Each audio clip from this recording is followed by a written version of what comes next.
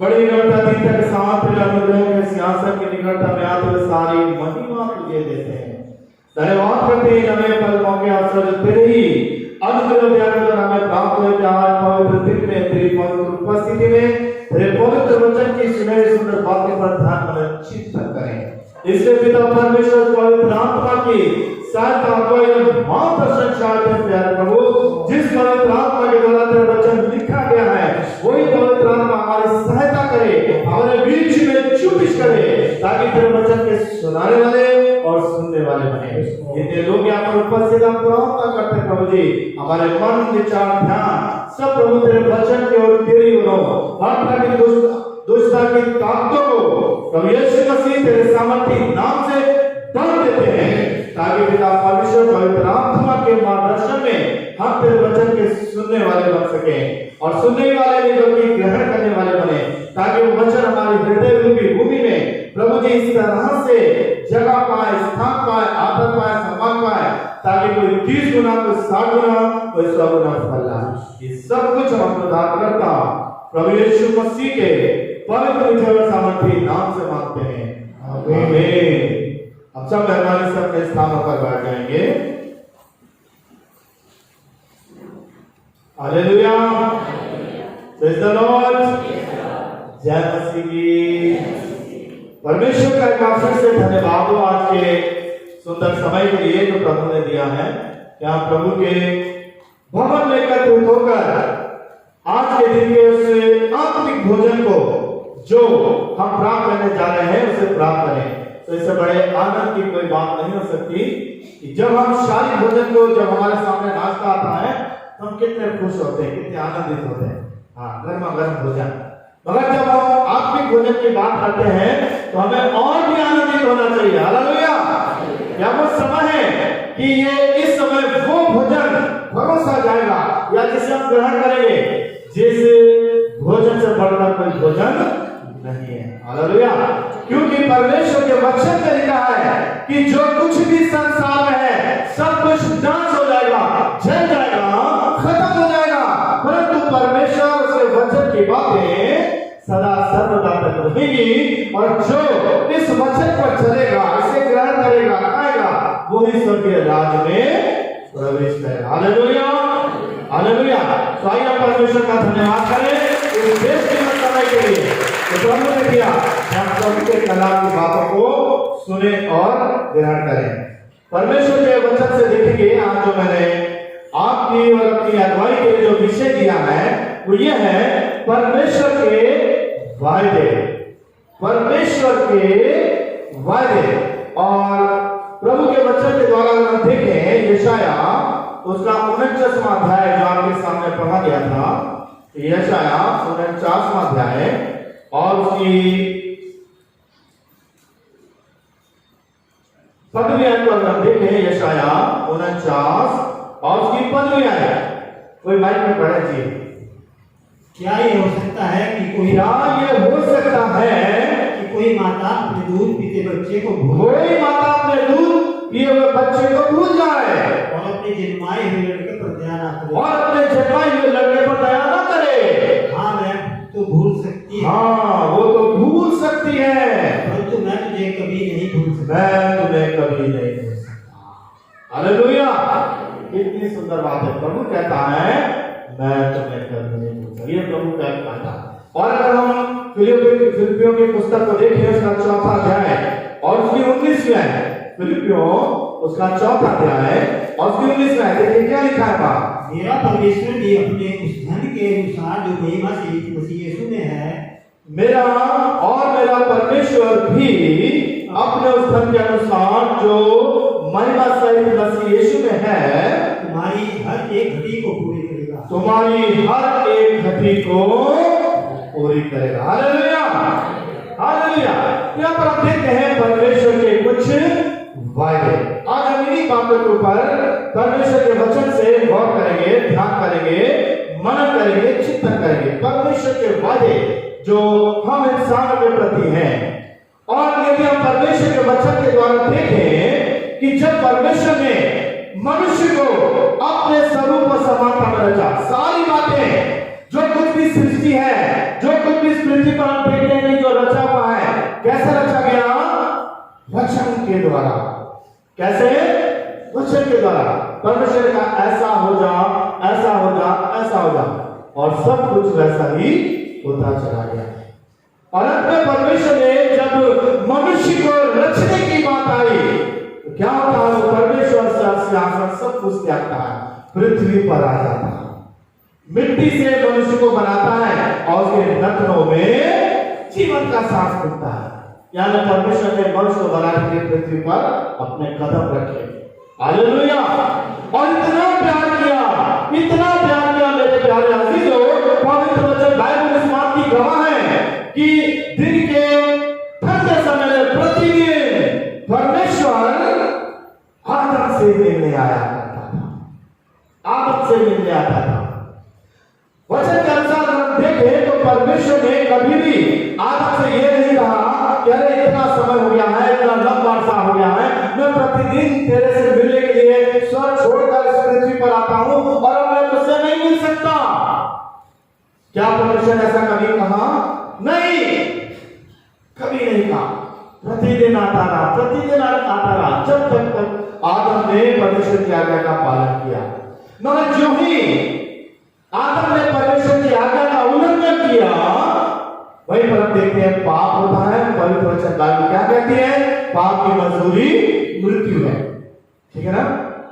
और मैं आप लोगों को बता चुका हूं इस बात को कि आदम को अदन से क्यों निकाला गया। ये YouTube में मैसेज में डालता हूं, इसलिए थोड़ा सा बहुत से लोग सुनते हैं, उसको क्लियर करना चाहता हूं। बहुत से लोग जो हैं ईमाई हटा दीजिए सामने से, दोनों बड़े हैं। तो अक्सर लोगों की धारणा क्या है कि आदम ने चूंकि पाप किया, गुनाह किया, उस फल को खाया, और उनके सामने इधर से बुरा था।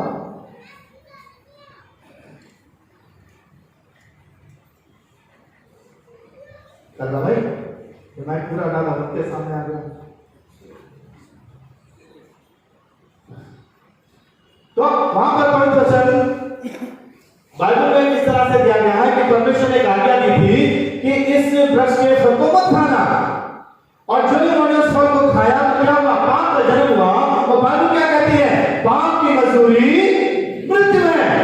ठीक है, मगर परमेश्वर ने आदम हव्वा को अदन की वाटिका से बाहर क्यों निकाला? बहुत से लोगों के अधिकतर विचार यही होते हैं कि चूंकि आदम हव्वा ने परमेश्वर की आज्ञा का उल्लंघन किया, है ना? परमेश्वर ने क्या किया? आदम हव्वा ने परमेश्वर की आज्ञा का उल्लंघन किया, पाप कैसे उनको अदन की वाटिका से बाहर निकाल दिया?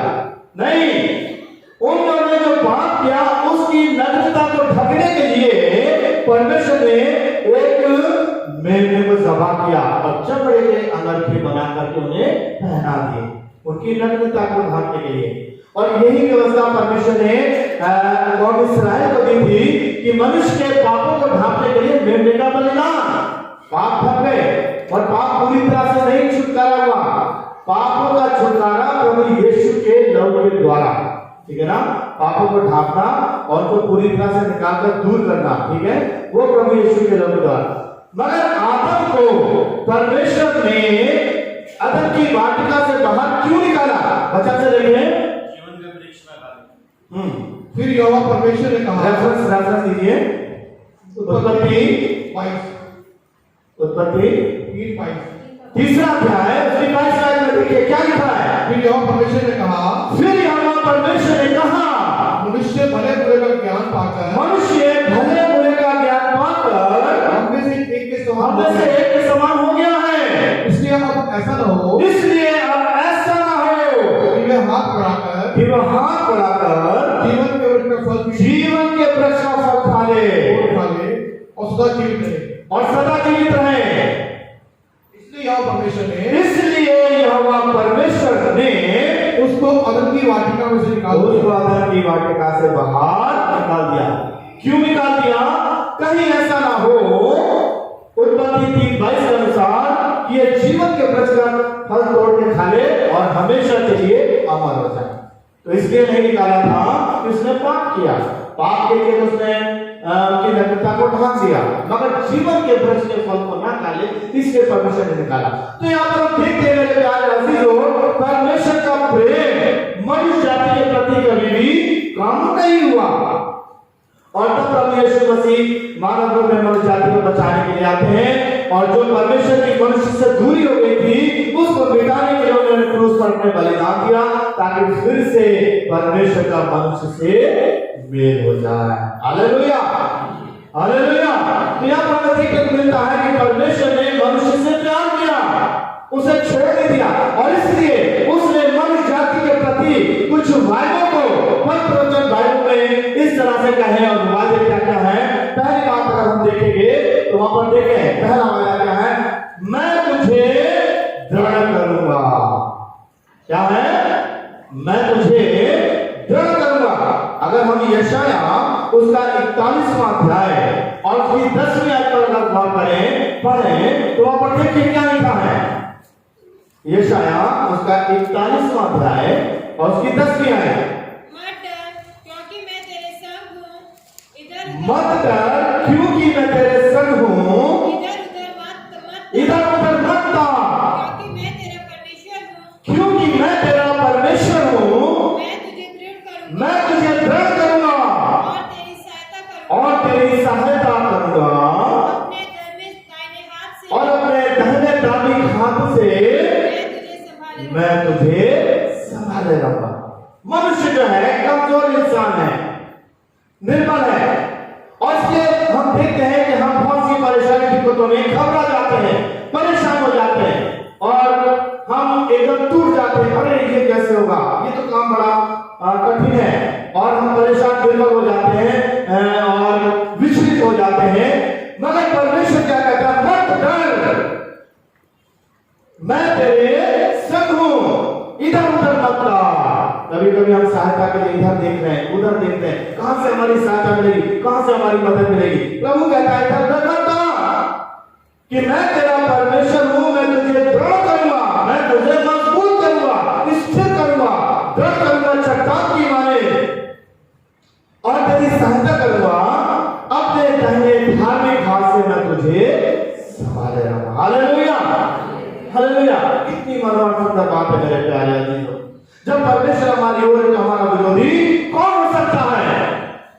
परमेश्वर कहता मत कर। किसी भी स्थिति परिस्थिति में हम विचलित होते हैं, परेशान होते हैं, घबरा जाते हैं, व्याकुल हो जाते हैं, मगर परमेश्वर कहता मत कर, मैं तुझे दृढ़ करूंगा, मैं तुझे स्थिर करूंगा। यही बात हम अगर यहोशू उसका पहला अध्याय देखें, यहोशू उसका पहला अध्याय और उसकी 9वीं आयत के अंतर्गत में देखें तो वहां पर हमें यही मिलता है कि जब मूसा की मृत्यु हो गई, जो कि कौम इस्राएल का मार्गदर्शन करता था, उनकी अगुवाई कर रहा था, जब मूसा की मृत्यु हो गई तो परमेश्वर ने यहोशू उसका सेवक था उसको कहा कि तू अब मेरी कौम इस्राएल का मार्गदर्शन कर, तू मेरी कौम इस्राएल को लेकर के चल। और वहां पर देखिए यहोशू का पहला अध्याय और उसकी 9वीं आयत में देखिए, पढ़े क्या लिखा है? क्या मैंने तुझे आज्ञा नहीं दी? या बांधकर दृढ़ हो जा, भय ना खा, तेरा मन कच्चा ना हो, क्योंकि जहां जहां तू जाएगा वहां वहां तेरा परमेश्वर यहोवा तेरे संग रहेगा। हालेलुया। बहुत सी कठिनाइयां थी, यरदन नदी को पार करना था, बहुत से युद्ध थे, जिस तरह से कौम इस्राएल जब आगे बढ़ रही थी तो परमेश्वर यहोशू से कहता मत कर, व्याकुल मत हो, तेरा मन कच्चा ना हो, जहां में तू जाएगा मैं तेरे साथ हूंगा। हालेलुया। मैं तुझे दृढ़ करूंगा। तो मेरे प्यारे अजीजों, आज की स्थिति परिस्थिति में हम किसी भी तरह से जब इस मानव रूप में संसार में चल रहे हैं, यदि हमारा मन हृदय कच्चा हो जाता है, हम व्याकुल होते हैं, हम बेचैन होते हैं, मृत्यु के समय में जब हमारे किसी अजीज की डेथ हो जाती है और हम रोते हैं, तड़पते हैं, प्रभु कहता है तुम्हारा मन व्याकुल ना हो, परमेश्वर पर विश्वास रखते हो, मुझ पर भी विश्वास। मेरे पिता के घर में बहुत से रहने के स्थान यदि ना होते तो मैं तुमसे क्या देता। और इस तरह से हम देखते मेरे प्यारे अजीजों, परमेश्वर क्या है, हमें दृढ़ करता है, हमें स्थिर करता है, हमारे साथ होता है, और इसलिए हमें उस परमेश्वर का धन्यवाद। हालेलुया। जिस परमेश्वर का वादा है मैं तुझे दृढ़ करूंगा। दूसरी बात, प्रभु क्या वादा करता है? अपनी सारी चिंता मुझ पर डाल दो, अपनी सारी चिंताएं मुझ पर डाल दो। पहला पत्रस 5वां अध्याय उसकी 7वीं आयत, पहला पत्रस 5:7 क्या लिखा है? पहला पत्रस 5:7, और अपनी सारी चिंता उसी पर डाल दो क्योंकि उसको तुम्हारा ध्यान है। मेरे प्यारे अजीजों, इस मानव रूप में रह करके हमारी बहुत सी चिंताएं, बहुत सी परेशानियां, कभी हम बीमार हो जाते हैं, बड़े चिंतित हो जाते हैं, ठीक है, तो उस बीमारी से छुटकारा, उस चिंता को कौन दूर करता है? डॉक्टर दूर करता है, ठीक है। अगर क्या कहते हैं हमारे बच्चे स्कूल में पढ़ रहे हैं, ओ किस तरह से, तो उनकी पढ़ाई की चिंता कौन है?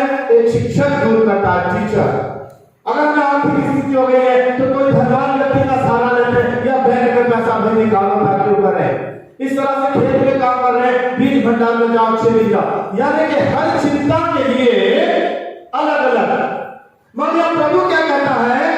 सारी चिंताएं, बीमारी की चिंता, आर्थिक स्थिति, बच्चों की चिंता, खेत की चिंता, जो कुछ भी आपकी जिंदगी में दिनचर्या में घट रहा है, चल रहा है, किसी भी विषय के लिए अगर आप चिंतित हैं, प्रभु से प्रार्थना करें। अगर आपके खेत में बीज बो रहे हैं, फसल हो रही, प्रभु से प्रार्थना करें। अगर आपके बच्चे पढ़ने में कमजोर हैं, प्रभु के वचन का, अगर किसी की बुद्धि की घटी है, परमेश्वर से मांगे, परमेश्वर बिना उड़ाना के उदारता से देता है।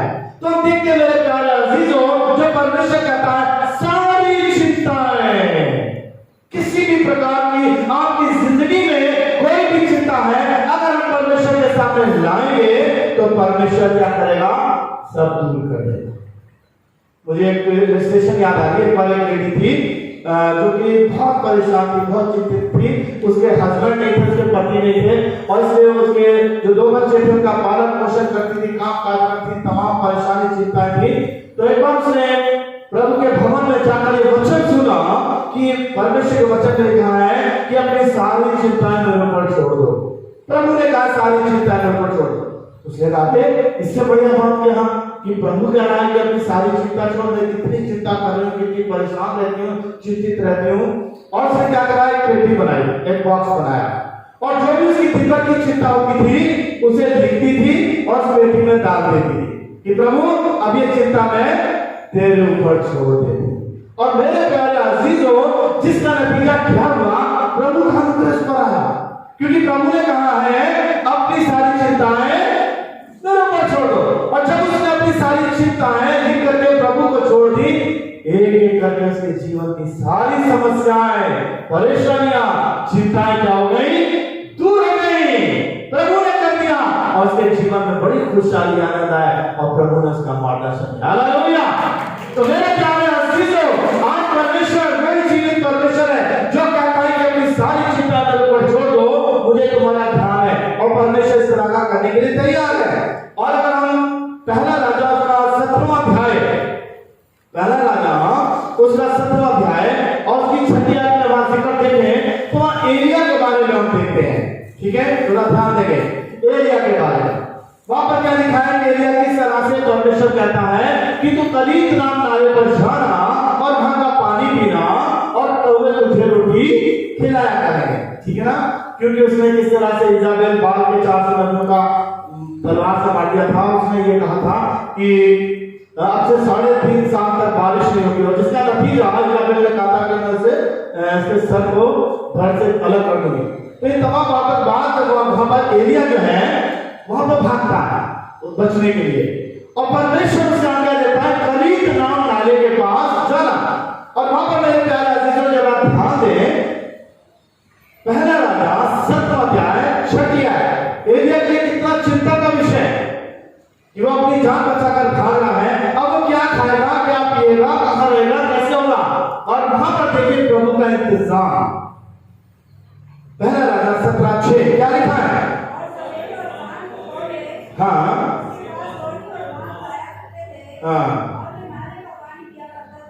हालेलुया, क्या सुंदर बात लिखी है। और सवेरे और सांझ दोनों टाइम, ध्यान दीजिएगा जरा यहाँ पर कुछ बातों पर मैं आपका ध्यान आकर्षित करना चाहूंगा। सवेरे और सांझ को कौवे के पास रोटी और मांस लाया करते थे और वो नाले का पानी पिया करता था। तो जब वहां पर हम देखते हैं कौवा जो है इधर उधर भटकता फिरता है, ठीक है, और ढूंढता फिरता किसे कहां मिले, कुछ मिले, कोई रोटी का टुकड़ा मिला उठा खा लिया, कोई चीज जानवर मरा मिला उसे खा लिया। और यहाँ पर लिखा है कि वो रोटी और मांस लाया करते। तो यहाँ पर एक चीज जो देखने को मिलती है, वहां एक कौवा नहीं था, क्या लिखा हुआ है, कौवे। ठीक है, क्या लिखा है, कौवे। इसका मतलब है कि परमेश्वर के कार्य देखिए, कुछ बातों पर ध्यान करेंगे। या एक कौवा नहीं है कि वो लगा हुआ है कि कोई मांस का टुकड़ा ले आया या रोटी लेकर आ गया, ठीक है, वहां पर क्या लिखा, कौवे। तो मैं इस पर विचार कर रहा था तो मुझे कुछ ऐसा प्रतीत हुआ कि वास्तव में परमेश्वर की योजना जो है बड़ी अलग है, ठीक है ना। और मांस का जो मतलब है यहाँ पर ऐसा नहीं था कि कोई कच्चा मांस का टुकड़ा, ध्यान दीजिए कि कोई कच्चा मांस का टुकड़ा ले आया और एलिया को दे दिया। समझ रहे थे बात? कभी किसी ने ध्यान नहीं दिया होगा कि सुना कि रोटी मांस का टुकड़ा, तो मांस का टुकड़ा से थोड़ी सा कोई बड़ा मिल गया और कच्चा मांस ले आया, कोई मीट का टुकड़ा ले आया, एलिया कच्चा मांस खा रहा, कोई रोटी खा रहा, नहीं करे क्या है। इस पर ध्यान देकर मैंने इस पर विचार किया। तो मैंने जब विचार किया तो मेरे को कुछ जो विचार आया मैं आपको भी बताना चाहता हूं। मुझे ऐसा लगता है बाइबल में नहीं दिया, बाइबल में नहीं दिया। एक व्यक्ति की खुराक कितनी होती है, 5 या 6 रोटी। कितनी? 5 या 6 रोटी। तो मैं इस पर विचार कर रहा था कि जब कौवों का जिक्र आया, एक कौवे की बात नहीं है कि वो ला रहा है एक खा रहा है, भूखा बैठा फिर जा रहा है, वहां लिखा है कौवे, ठीक है ना।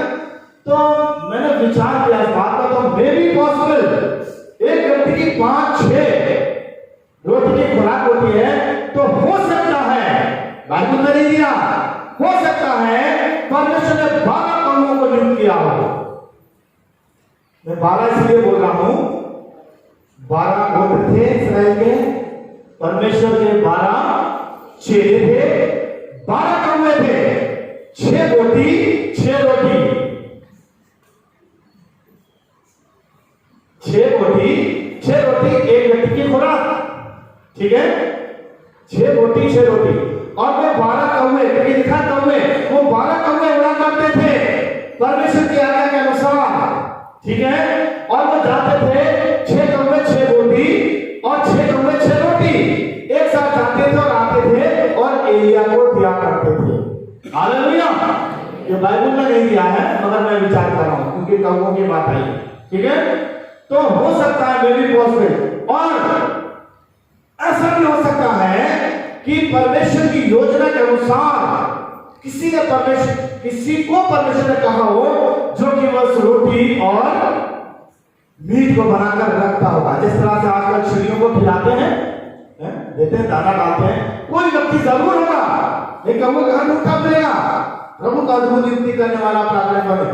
अवश्य होगा कि 6 रोटी और 6 रोटी जरूर कहीं ना कहीं कोई व्यक्ति रखता होगा, और वो कौवे जाते थे, उठाते थे और उस मीट को लाते थे और एलिया में खाता था और तड़पता था, यानी कि प्रतिदिन सुबह और शाम। ये बात मैं इसलिए कह रहा हूं क्योंकि मुझे बहुत अच्छी तरह से याद है, मेरे फादर थे जो कि CNI church diocese of Agra में 40 साल उन्होंने सेवा की है, और एक बार उन्होंने रेफरेंस बाइबल के लिए 3 दिन तक परमेश्वर से प्रार्थना की। ये सच्ची घटना है, कहानी नहीं है। उन्होंने परमेश्वर के भवन में 3 दिन तक घुटने पर टेक कर प्रभु से प्रार्थना करी, प्रभु के भवन की तरफ करके कि प्रभु मुझे रेफरेंस बाइबल चाहिए। और प्रभु ने 3 दिन के बाद उन्हें आंसर दिया, फला मिशनरी के यहाँ जाओ, उन दिनों में अंग्रेज लोग रहा करते थे, फला मिशनरी के यहाँ जा, वो तुझे रेफरेंस बाइबल देगी। कोई लेडी थी अंग्रेज, और क्या होता है, पापा हमारे फादर को जब बताया तो वो जाते हैं वहां पर, और जाकर जो ही वो उस घर का उस कोठी का दरवाजा खटखटाते हैं, वो लेडी निकल के आती है और बाइबल देती है कि मुझे प्रभु ने दर्शन दिया कि जो व्यक्ति आ रहा है उससे ये रेफरेंस बाइबल देना है। हालेलुया। और इस तरह से रेफरेंस बाइबल, इसलिए मैं कह रहा हूं अवश्य है कि परमेश्वर जो अद्भुत युक्ति करने वाला प्रभु है, उसने भी कुछ ना कुछ एलिया के लिए इसी तरह के इंतजाम जरूर से किए होंगे, जिससे कि एलिया सुबह शाम भोजन को करता था और वहां पर रहता रहा। तो यहाँ पर हम देखते हैं जो परमेश्वर का फायदा है कि अपनी सारी चिंताएं मेरे ऊपर छोड़ दो, मुझे तुम्हारा ध्यान है। परमेश्वर हमारी सारी चिंता को प्रभु के ऊपर छोड़ देते हैं, पूरी करना। फिर आगे हम देखते हैं परमेश्वर के वादे क्या है, मैं तुझे संभालूंगा। क्या कहता है परमेश्वर, मैं तुझे संभालूंगा। अगर भजन संहिता 27वां अध्याय और उसकी 10वीं आयत को देखें तो वचन में क्या लिखा है, मेरे माता पिता ने तो मुझे छोड़ दिया है, परंतु यहोवा मुझे संभालेगा। मेरे माता पिता ने, सांसारिक माता पिता जिन्होंने मुझे जन्म दिया, दाऊद कह रहा है यहाँ पर कि जिन्होंने मुझे जन्म दिया उन्होंने भी मुझे छोड़ दिया, मगर परमेश्वर क्या कहता है, मैं तुझे संभालूंगा। हालेलुया। ये बात सत्य है मेरे प्यारे अजीजों, कि संसारिक माता पिता काम काज में भूल जाते हैं, व्यस्त हो जाते हैं, मगर परमेश्वर हर पल हर घड़ी हमारी रक्षा करता है, सुरक्षा करता है, हमें संभाल देता है। जब एक बच्चा अपने माँ बाप को छोड़कर घर से बाहर निकलता है, स्कूल जाता है, माता पिता तो घर रह गए, ठीक है, माता पिता छूट गए, बच्चा स्कूल जा रहा है, कैसे जा रहा है, पैदल जा रहा है, किसी वाहन से जा रहा है, गाड़ी से जा रहा है, अकेला जा रहा है, माता पिता की रक्षा सुरक्षा घर तक तो मिली, ठीक है, उसके बाद जब वो स्कूल की तरफ निकला पूरे दिन ना बाप का हाथ उसके ऊपर है ना मां का साया। क्या ये बात सही है? मगर परमेश्वर नहीं छोड़ता। हालेलुया। परमेश्वर संभालता है हमारे बच्चों को। दाऊद कहता है मेरे माता पिता ने मुझे छोड़ दिया। हो सकता है बहुत से बच्चों के माता पिता का डेथ होती चले जाते हैं, अकेले रह जाते हैं। कौन संभालता है? परमेश्वर। तो कहता है मैं तुझे संभालूंगा। तो इस तरह से परमेश्वर का वादा है। और इसीलिए यशाया 49 अध्याय और उसकी 15 है, जरा पढ़े क्या लिखा है। यशाया 49 और उसकी 15 है, क्या लिखा हुआ है, पढ़िए जरा। क्या ये हो सकता है कि एक माता अपने दूध पीते हुए बच्चे को भूल जाए, अपने जन्माए हुए लड़के पर दया ना करे? हाँ, वो तो भूल सकती है, मगर मैं परमेश्वर कहता तुम्हें कभी नहीं भूल सकता। हालेलुया। ये सच है मेरे प्यारे अजीजों। और आज के युग में जो कि व्हाट्सएप का युग चल रहा है, हम देख रहे हैं माताएं कितनी खो जाती हैं, बच्चों की भी चिंता नहीं रहती। किसी पार्टी में चले गए, बाप में चले गए, लगे पड़े अपने मोबाइलों में। और मैंने एक बार यहाँ पर जिक्र भी किया था, एक बार एक व्हाट्सएप में देखा था, बिल्कुल सही घटना थी वो, कि एक माँ ऑटो रिक्शे में जा रही है, बच्चे को उसने साइड में बिठा दिया, व्हाट्सएप में लगी हुई है। जहां पर उसको रुकना था वहां पर रुकी और व्हाट्सएप देखती जा रही है। रिक्शे वाले को पैसे दिए, निकल गई। थोड़ी देर के बाद ऑटो रिक्शे वाले की नजर पड़ी, अरे ये बच्चा, उसने देखा तो उसको देखा, अरे वो तो शायद किसी का तो था, बैठी हुई। वो दौड़ के बच्चे को उठाए, बोलने बहन जी आपका बच्चा। तो उसने देखा, अरे भाग गया, गले से लटका दिया, भूल गई। एक मां अपने बच्चे को भूल सकती है, मगर परमेश्वर क्या कहता है, मैं तुम्हें कभी नहीं भूल सकता। आगे वचन में क्या लिखा है, पढ़े देख 16 आयत में, देख मैंने तेरा चित्र, मेरा आपका चित्र अपनी हथेली पर खोद कर बनाया है। कितनी बड़ी बात है, शब्दों के बयान नहीं हो सकता मेरे प्यारे अजीजों। हम पढ़ करके तो निकल जाते हैं, ओ परमेश्वर कैसी बात कर रहा। एक मां अपने बच्चे को भूल जाए, मैं नहीं भूल सकता, बड़ी कॉमन बात आप पढ़ते निकल गए। अरे परमेश्वर कह रहा, मैंने तुम्हारा चित्र अपनी हथेली पर खोद के बनाया। हाँ सही बात है, मगर वास्तविकता में अगर मैं कहूं कि क्या आप अपने आप से प्यार करते हैं, अपने आप से प्रेम करते हैं, तो अपना चित्र अपनी हथेली लीजिए और एक निकालिए, सुई निकालिए या अपना सेफ्टी पिन निकालिए और बनाइए अपना चित्र खोद के हथेली पर। कितने बना सकते हैं? कोई नहीं। अपनी हथेली पर चाकू से खोद कर बनाइए अपना चित्र। कर सकते? नहीं कर सकते। कितना प्यार कर रहे हैं अपने आप से, मगर प्रभु कहता है मैंने तुम्हारा चित्र अपनी हथेली पर खोद के बनाया है। मैंने तुम्हारी खातिर इन हाथों में कीले ठुकवाई हैं, हाथों पैरों में कीले ठोकी गई। उसे स्मरण है, आप कभी नहीं भूल सकते। आपके पापों के लिए, मेरे आपके पापों के लिए उसके हाथों पैरों में कीले ठोकी गई है, उसके सर पर कांटों का ताज रखा गया है, उसके पसली में भाला मारा गया है। तो मुझे आपको कभी नहीं भूल सकता। मेरे बेटे, मेरी बेटी, देख मेरे हाथ में, मेरे शरीर तो किस तरह से कोड़ों से छलनी कर दिया गया। मैंने तेरा चित्र अपनी हथेली पर खोद के बनाया है, मैं तुझे कभी भी नहीं भूल सकता। हालेलुया। मैं तुझे किस तरह से संभालूंगा। वो परमेश्वर आज वायदा करता है और उस परमेश्वर का धन्यवाद करें। कितना महान परमेश्वर है, कितना सामर्थी परमेश्वर है।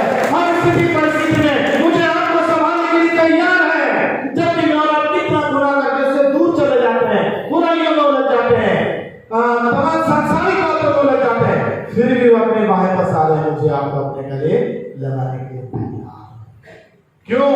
क्योंकि उसने गुनहगार पापी इंसान से प्यार किया है।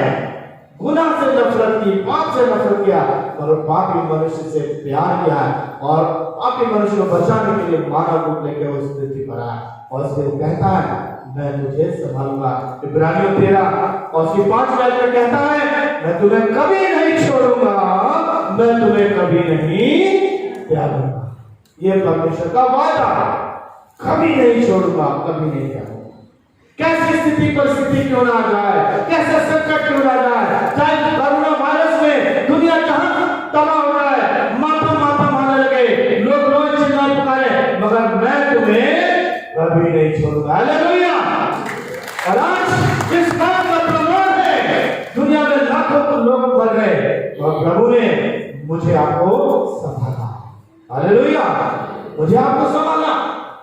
उस कोरोना वायरस की महामारी से मेरी आपकी रक्षा की, मुझे आपको संभाला। उस परमेश्वर का धन्यवाद, उसकी महिमा, उसकी तारीफ हो। जीव जब दुनिया में स्थिर रखा, यह सब दिया कि उसके भवन में आके उसकी महिमा करें। क्यों ना हम दिल से उस परमेश्वर को अपना जीवन समर्पित करें जो अपने दाहिने धार्मिक हाथों में हमें संभालता है। फिर हम देखते हैं वो परमेश्वर जो है वादा है, परमेश्वर पर छाया करेगा, अपनी सामर्थ हमारे ऊपर हमेशा बनाकर। पहला पत्रस का 4 अध्याय और उसकी 4 के अंतर्गत हम देखते हैं, पहला पत्रस 4:14, फिर यदि मसीह के नाम के लिए तुम्हारी निंदा की जाती है तो धन्य हो, क्योंकि महिमा का आत्मा जो परमेश्वर का आत्मा है तुम पर छाया करता है। मेरे नाम से अगर तुम्हारी निंदा की जाती, मतलब यही तो लिखा है, मेरे नाम से लोग तुमसे नफरत करेंगे, मारेंगे, पीटेंगे, चौक में घसीटेंगे, मगर क्या है तुम्हारी निंदा करेंगे, और आनंदित और मगन होना, क्योंकि तुम्हारे लिए स्वर्ग में बड़ा स्थान है। परमेश्वर का आत्मा हम पर छाया करता। और यही बात मेरे प्यारे अजीजों हम पाते हैं कि जो वास्तव में प्रभु के लोग हैं, उन्होंने अपना जीवन प्रभु को समर्पित कर दिया। प्रभु के नाम से किस तरह से मार दिए गए, कत्ल कर दिए गए, शहीद कर दिए गए। परमेश्वर के चेलों के बारे में देखते हैं, खौलते तेल के कानों में डाल दिए गए, तलवार से सर काट दिए गए, भाले से मार दिए गए। सेंट साइमन जिन्हें की एक नंगी पीठ पर आना चढ़ा दिया गया, मसीह का इनकार करो, और उन्होंने मरते मरते अपने जान दे दी, मसीह का इनकार। क्यों? परमेश्वर की सामर्थ उनके ऊपर थी। हालेलुया। परमेश्वर की सामर्थ उनके ऊपर छाया कर दी, इसलिए उन्होंने हंसते हंसते अपनी जान को दे दिया, शहीद हो गए। आज मेरे प्यारे अजीजों, परमेश्वर का आत्मा हमें संभालता है, परमेश्वर की सामर्थ हमें संभालती है, इसलिए उस परमेश्वर का धन्यवाद करना है, ये उसका वादा है, और इसलिए हमें किस तरह से प्रभु में अपने जीवन को समर्पित करना है। फिर हम देखेंगे 6 बात, परमेश्वर जो है लिखा हुआ कि उसके दूत तेरी रक्षा करेंगे। परमेश्वर के दूत तेरी रक्षा करेंगे। वचन में लिखा हुआ है कि परमेश्वर के दरवाजों को चारों ओर उसके दूत छावनी किए हुए रहते हैं। भजन संहिता 91 और 11 में अगर हम पढ़ें तो देखें वहां क्या लिखा है। भजन संहिता 91 अध्याय उसकी 11 है। भजन संहिता 91 11 क्या लिखा है? भजन 91 11 क्योंकि वो अपने दूतों को तेरे निमित्त आज्ञा देगा कि जहां कहीं तू जाए तेरी रक्षा करे। अपने दूतों को तेरे निमित्त आज्ञा देगा, जहां कहीं तू जाए तेरी रक्षा करे। और अगर हम दूसरा राजा उसके 6 अध्याय में थोड़ा सा जिक्र देखेंगे तो वहां पर हम पाते हैं कि अरामी राजा जो है इस्राएल को से युद्ध करता है और नाना प्रकार की युक्तियां बनाता है। अरामी राजा इस्राएल पर युद्ध करता है और नाना प्रकार की युक्तियां बनाता है कि किसी तरह से उसे पराजित करे। मगर होता क्या है कि जो भी युक्ति वो बनाता है, जो भी चाल वो चलता है, इस्राएल का राजा को उससे पहले पता लग जाता है। और इसलिए वो अपने मंत्रियों को, गुप्तचरों को बुलाता है कि कौन है जो इस्राएल के राजा से मिला हुआ है, कि मेरी सारी योजना को उसको बता देता है। तब उसके गुप्तचरों ने उन्होंने बताया, नहीं, राजा इस्राएल का भविष्यवक्ता एलिशा है, जो तेरी सारी योजनाओं को जो तो अपने शयन कक्ष में, अपने बेडरूम में बनाता है, युक्तियों को, चालों को वो इस्राएल को बता देता है। और आमी राजा जब क्रोध से भर जाता है, ठीक है, और वहां वचन अगर हम पढ़ेंगे तो लिखा हुआ है उसने भारी दल, पता चला कि एलीशा कहां पर है, और उसे पता चलता है कि दोतान में एलीशा रहता है, और उसे भारी दल सेना एलीशा को पकड़ने के लिए भेज दी। और जब सुबह सुबह एलीशा का सेवक उठता है और देखता है पहाड़ पर चारों तरफ, अरे अरामी सेना ने हमें चारों तरफ से घेर लिया, वो परेशान हो जाता है और एलीशा से कहता है, राजा देख अब हम क्या करें, हमें तो अरामी सेना ने चारों तरफ से घेर लिया है। और तब एलीशा प्रार्थना करता है, प्रभु इसकी आंखें खोल दे। और जब उस सेवक की आंखें खुलती तो क्या देखता है कि पूरा पहाड़ अग्निमय रथों से घिरा हुआ। हालेलुया, धन्यवाद परमेश्वर का। परमेश्वर अपने दूतों के चारों अपनी छावनी किए हुए रहता है। हालेलुया।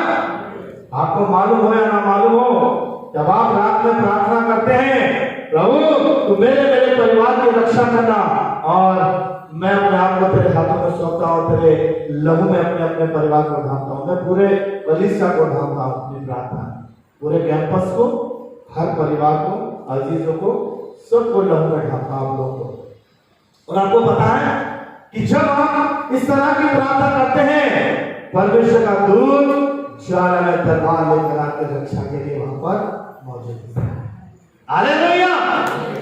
जब आप प्रार्थना करते हैं, प्रभु मेरे परिवार की रक्षा करना, परमेश्वर आज्ञा देता अपने दूतों को, और वो तुरंत आपके घर के पास आकर तलवार लेकर खड़े हो जाते हैं।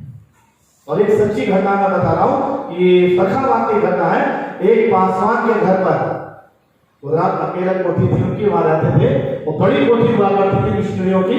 तो कई लोगों ने, वहां पर क्रिमिनल एरिया है, तो कई लोगों ने विचार बना कि अरे कोठी बहुत बड़ी है, इसमें बहुत माल होगा, चलो इसमें चल के कुछ लूटपाट करते हैं।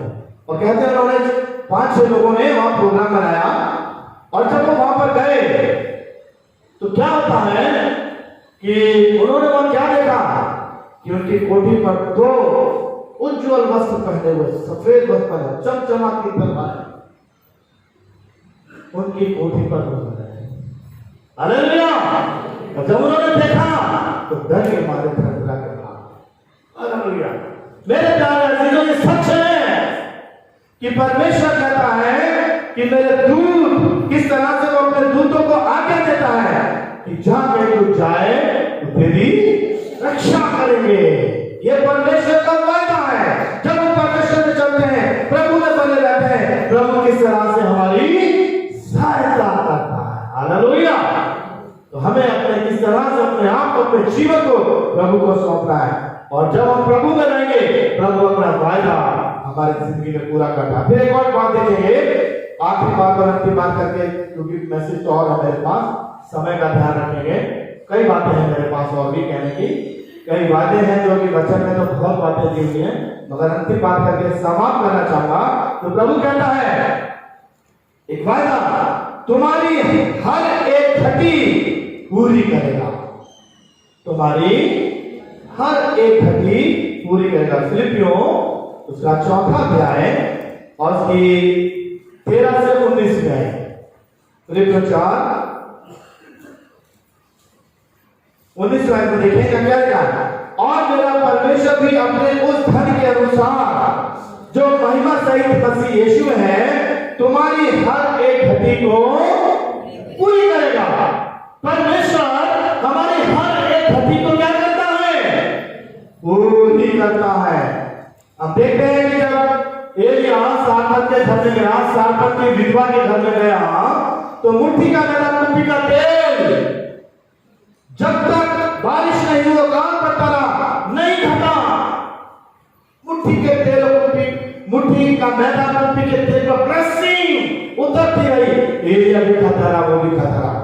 और अगर हम यूहन्ना उसका दूसरा अध्याय देखते हैं तो काना गलील में एक जिक्र दिया गया है कि वहां पर किस तरह से जब प्रभु यीशु मसीह ब्याह के घर में वहां पर मौजूद थे तो क्या हुआ था? दाखरस दाखरस घट गया, ठीक है ना, दाखरस घट गया। और यहूदियों की प्रथा के अनुसार वहां पर 6 मटके रखे थे जो इस बात का प्रतीक थे कि वहां पानी भरते थे, और जब लोग आया करते थे गंदी सड़कों पर कीचड़ में लगे तो उनका आगे सत्कार के लिए उनके पैर हाथ धुलाए जाते थे, ठीक है। तो क्या होता है कि प्रभु यीशु मसीह ने किस तरह से उन जनों में कहा कि इनको उन घरों में पानी भर दो, उन्होंने क्या बनाया, दाखरस बनाया। और जब भोज के प्रधान के पास ले गए तो बोला कि अरे अच्छा दाखरस तो पहले दिया जाता है, तो जब कम हो जाता है हाथ में, मगर तुमने अच्छा दाखरस अभी तक बना रखा। कुछ लोग कहते हैं प्रभु ने बनाई हमने लगाई, इसको आज मैं समझाऊंगा। प्रभु ने बनाई हमने लगाई, इसकी क्या बुराई है? तो प्रभु ने क्या बनाया, दाखरस। वचन से देखें लूका उसका दूसरा अध्याय, आज मैं समझाना चाह रहा हूं, लोग बात इस बात को बोलते हैं। लूका उसका दूसरा अध्याय निकालिएगा,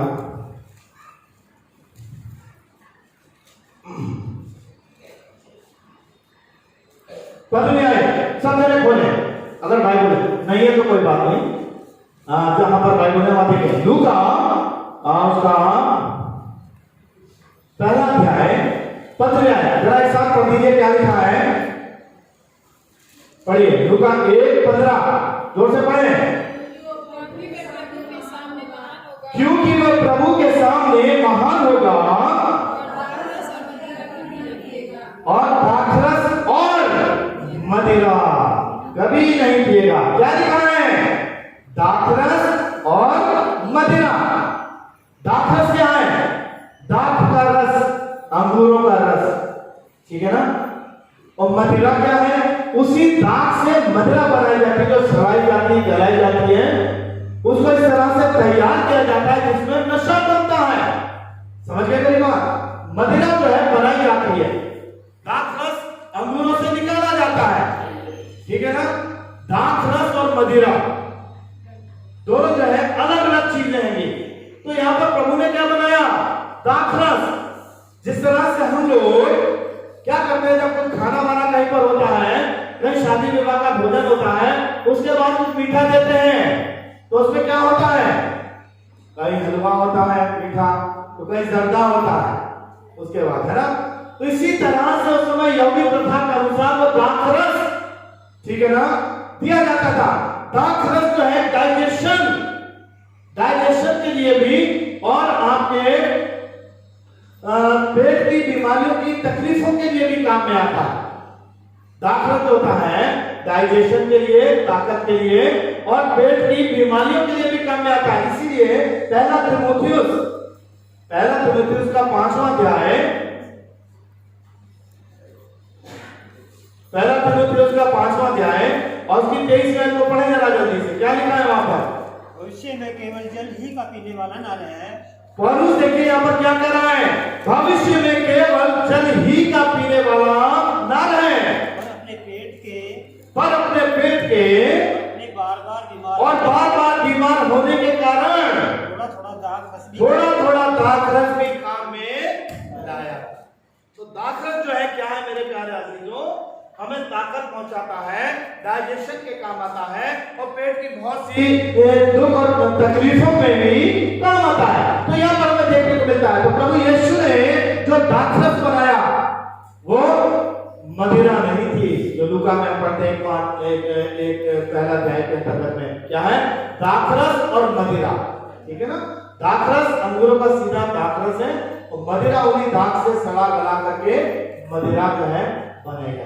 तो यहाँ पर हमारे प्यारे अजीजों हम जो देखने को मिलता है कि प्रभु यीशु मसीह ने वहां पर जो दाखरस घट गया था काना गलील में विवाह में, प्रभु ने उसको पूरा कर दिया। हालेलुया।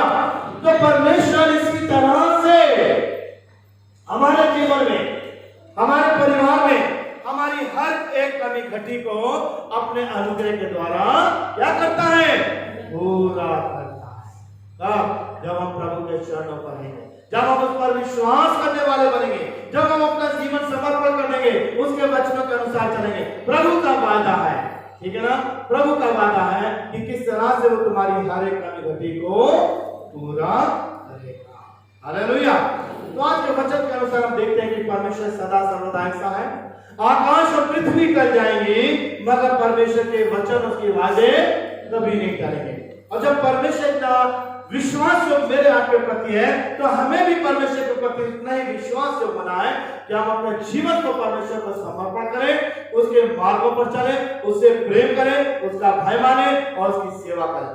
और इस वचन पर, वचन के सुनने वाले नहीं बल्कि वचन पर चलने वाले बने, ताकि वास्तव में वो स्वर्गीय राज जो प्रभु ने हमें देना चाहता है हम उसे प्राप्त करें। प्रभु मुझे आपको इस वचन से प्राप्त करें और अपनी आशीष दे, ताकि हम इन बातों को जाने, परमेश्वर की विश्वासयोग्यता को पहचाने कि वास्तव में जो उसने वायदे किए हैं वो उन वायदों को पूरा करने के लिए सक्षम है। आइए हम दुआ करें। हमारे महान जीवी सामर्थ्य प्रभु परमेश्वर, हम तेरे हुजूरी में तेरे चरणों पर आते हुए सारी महिमा तुझे देते हैं। तू सच्चा परमेश्वर है, तूने वास्तव में सच्चा प्रेम हमसे किया है और तेरे प्रेम का उदाहरण है कि तूने क्रूस पर हमारे खातिर अपने बलिदान दिया, अपने प्राणों को दिया, अपना बेश कीमत करवाया और तूने नाना प्रकार के वायदे हमें इस संसार में किए हैं और उन वादों को पूरा करने के लिए तू तैयार। प्रभु जब तू इतना विश्वास हमारे प्रति है, जब तू इतनी मोहब्बत, इतना प्यार हमसे करता है, तो हमें भी चाहिए कि प्रभु हम अपना जीवन तुझे समर्पित करें और जैसा तूने वचन, जैसे मैंने तुझसे प्रेम किया उसी तरह से तुम एक दूसरे से प्रेम करो। और हम परमेश्वर की आज्ञा का पालन करते हुए पहली आज्ञा के अनुसार अपने परमेश्वर से सारे मन प्राण बुद्धि शक्ति से प्रेम करें। हम तुझसे प्रेम करेंगे, तेरी राहों पर चलेंगे, तुझे बने रहेंगे, तो अपने वादों के अनुसार तो हमें हर तरह से संभालने के लिए तैयार है, आशीष देने के लिए तैयार है, रक्षा सुरक्षा करने के लिए तैयार है। और तेरा वायदा है कि जान देने तक विश्वासी रहे तो मैं तुझे जीवन का मुकुट दूंगा। यस गॉड, प्रार्थना करते हैं सबों के साथ होना, ताकि इस वचन को सुनकर आप प्रभु जी हम अपने जीवन के अंतिम समय तक तुझ पे विश्वासी बने रहे, ताकि वो स्वर्गीय राज जो तू हमें देना चाहता है हमारे प्राप्त। आज के वचन पर हम सबों को तेरी आशीष हो और यीशु मसीह के पवित्र मीठे और सामर्थी नाम से मांगते हैं, आमीन।